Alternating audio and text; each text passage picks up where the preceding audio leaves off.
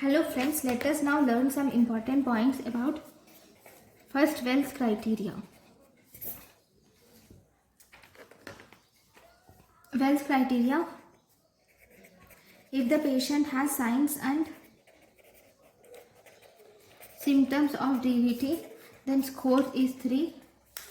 Okay, if the patient has alternative diagnosis which is less likely than pulmonary embolism, then it is 3. If heart rate is more than 100 per minute, then score is 1.5.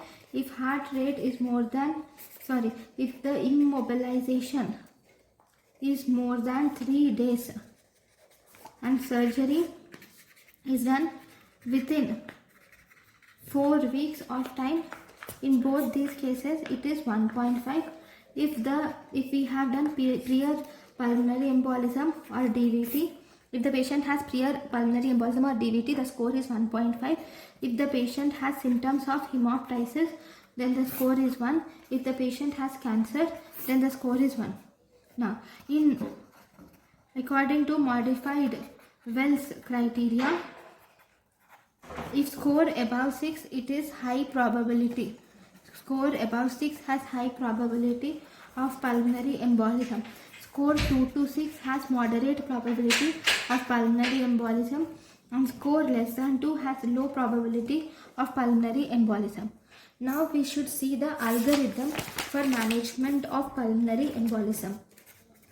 So if you see the algorithm for pulmonary embolism, so in this, first we should do risk stratify. First you will have to do risk stratify.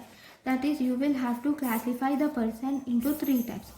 One, either normotension plus normal right ventricle, whereas if the patient has normotension plus right ventricular hypokinesis, okay, the next type is presence of hypotension. Then if the person has normotension with normal right ventricle, then you can go to secondary prevention. That is, you can do anticoagulation, can be done alone, along with IVC filter can be put to prevent the veins from thrombi from the leg to reach the heart. Then normotension with right ventricular hypokinesis, then you will have to individualize the therapy. Then if the patient has hypotension, then you should do primary therapy. So in the primary therapy you should give anticoagulation. In this you should give anticoagulation plus thrombolysis is done. Whereas the second, we should also do embolectomy. If the patient has hypotension, then embolectomy should be done. That is catheter related embolectomy, or we should do surgical embolectomy should be done. Okay, so now this individualized therapy we will see. Now this individualized therapy, here you can divide it into 2 types. One, whether the patient is young patient or patient has, whether the patient is young patient or the patient has no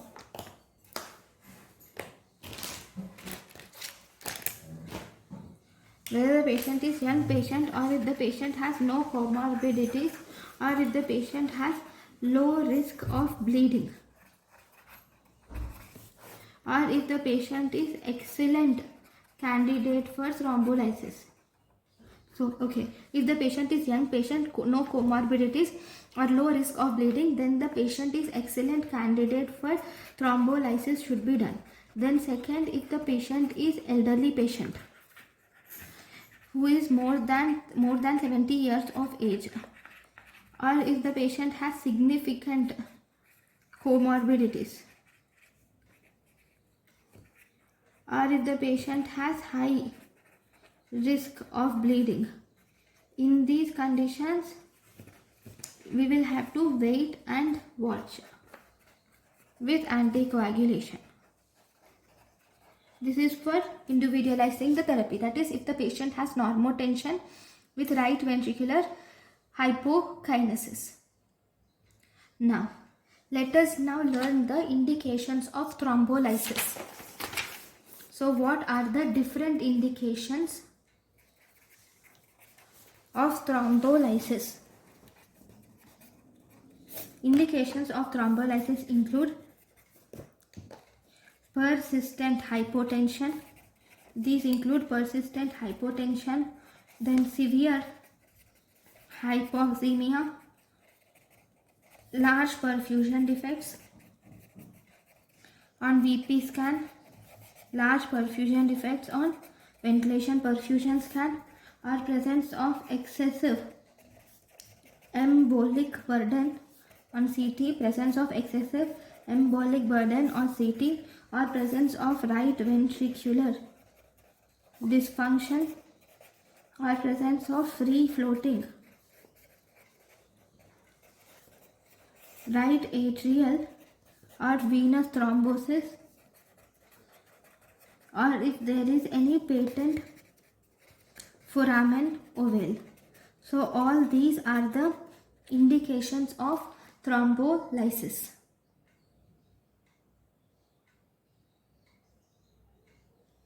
In pulmonary thromboembolism. Okay, then if you were asked what are the indications of thrombolysis in clinical conditions, thrombolysis in clinical conditions, in which clinical conditions is thrombolysis indicated?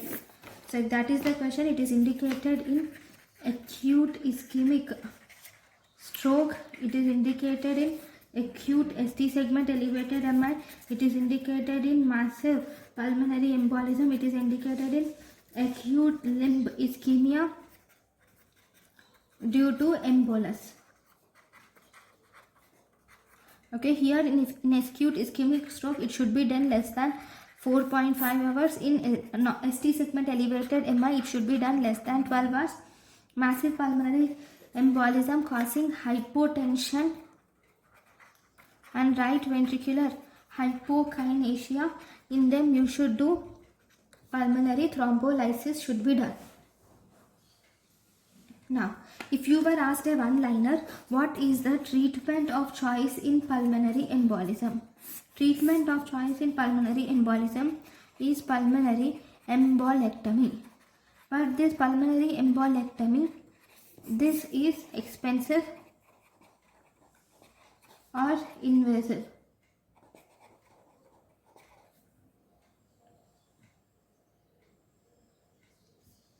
Okay, right. In which conditions where you do not do thrombolysis? Do not do contraindications. This is conditions where thrombolysis is contraindicated. Okay, thrombolysis is contraindicated in hemorrhagic stroke. It is contraindicated in non-ST segment MI, and it is contraindicated in submassive pulmonary embolism. Now,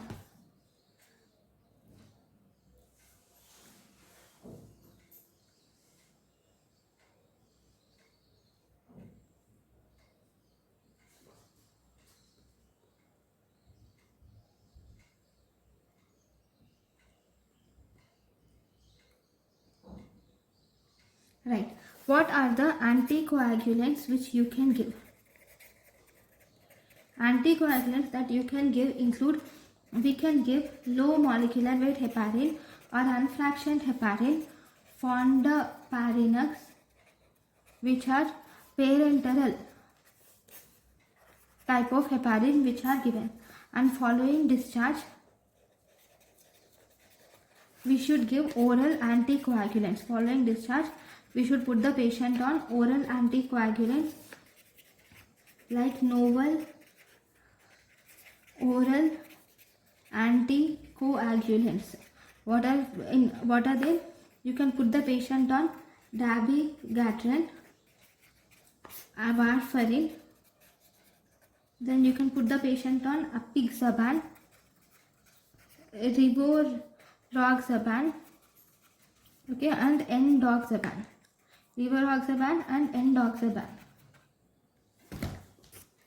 Okay, now you have started the patient on oral anticoagulation. Now what is the duration? Duration is duration of anticoagulation. If you see duration of anticoagulation, so if the patient has DVT provoked by either surgery, DVT which is provoked by surgery or trauma or indwelling catheter, okay, in these cases you should give the anticoagulation for 3 months. If the patient has proximal leg DVT which resulted in trauma, estrogen or indwelling catheters, in these cases the anticoagulation should be given for 3 to 6 months. This is duration of anticoagulation, 3 to 6 months. Then if the patient has unprovoked DVT, that is you do not know why the patient has DVT, or if the patient has idiopathic DVT, then you should give the anticoagulant therapy lifelong. And one more important thing is, while you are giving warfarin anticoagulant therapy, you should make sure that INR target should be 2 to 3.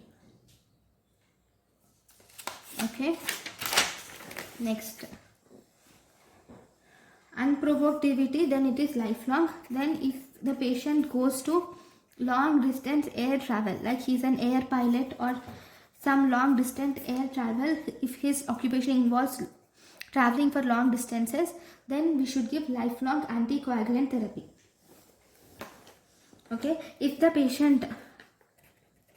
we are giving lifelong anticoagulant therapy, then one thing which we have to aim, the aim of it is you will have to give INR of 2 to 3 for first 6 months and INR of 1.5 to 2 for next 6 months. For first 6 months it should be 2 to 3, and the next 6 months the INR should be 1.5 to 2. Then then we can also put inferior vena cava filter. So what are the indications of inferior vena cava filter? Inferior vena cava filter indications include if the patient has bleeding that precludes the anticoagulation, okay, or if the patient has recurrent thrombosis, despite intensive anticoagulation, if the patient has recurrent thrombosis despite intensive anticoagulation, okay, then we should put inferior vena cava filter. Then one more important thing, if the patient has massive thromboembolism, what is the management of massive pulmonary embolism with hypotension? If the patient has massive pulmonary embolism with hypotension, first and foremost you should replete the volume. So you should replete the volume with normal saline of 500 milliliters. Then you should give dopamine and dobutamine. Dopamine and dobutamine are the first line inotropic agents which are given for management of pulmonary embolism with shock. Then we should give fibrinolysis. Fibrinolysis, you give tissue plasminogen activator of 100 milligrams. Infusion is given over 2 hours. And if you see, the upper limit of use is over 14 days after pulmonary embolism. So this fibrinolysis can be done for 14 days. Then, if you were asked what is the treatment of choice, I have already told you treatment of choice is pulmonary embolectomy, but this is better answer if this is there. The treatment of choice is for pharmacomechanical catheter directed therapy and pulmonary embolectomy, obviously.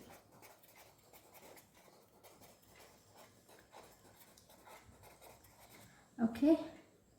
Now, the next important is pulmonary embolism severity score. What is pulmonary embolism severity index? Pulmonary embolism severity index is, here the age of the patient is more than 65 years. Then this is 1. In cancer, it is 1 if the patient has chronic pulmonary disease. Then this is 1. Systolic blood pressure of less than 100 millimeters of Hg, it is 1. Oxygen saturation, it is 1. So when do you call it as low risk? Low risk is 0 points, that is 30-day mortality. If 0 points, that is 30-day mortality is more than 1%. And when do you call it high risk? High risk is if at least 1 point is present, more than 1 point is present, then it is high risk. Here 30-day mortality is almost equal to 10%. So this is about the pulmonary embolism. Thank you for watching.